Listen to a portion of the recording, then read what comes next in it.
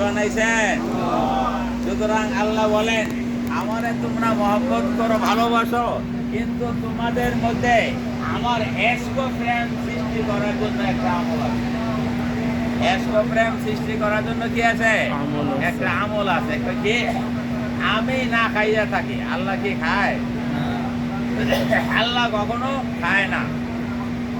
তোমরাও কিছুক্ষণ না খাইয়া থাকো, তাহলে আমার এই গুণের সাদৃশ হবে, এই গুণের মতো গুণ তোমাদের হবে।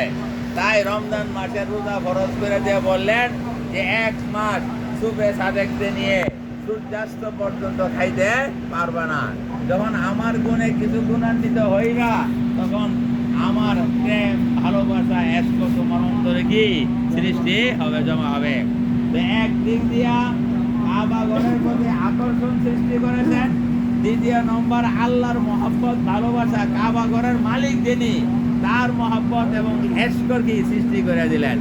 এবং স্বাভাবিকভাবে কাবা ঘর তো দেখতে মনে চায়, আবার আল্লাহর ঘর দেখতে মনে চায়। তাহলে আল্লাহ বলেন ঠিক আছে, তোমরা তো দুনিয়ার চর্মচক্ষু দিয়া আমাকে দেখতে পারবা না, কমপক্ষে আমার ঘরটা দেখা একটু মনের সান্ত্বনা নেও।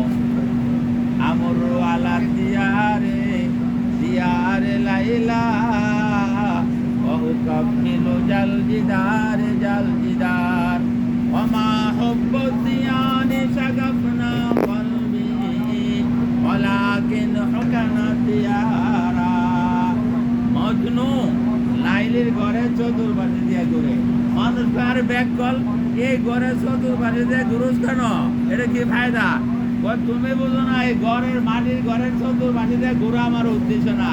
এই ঘরে লাইলি থাকতো, বসবাস করতো, এই কারণে আমার এর মধ্যে প্রেমের সৃষ্টি হয়েছে, এই জন্য ঘুরি।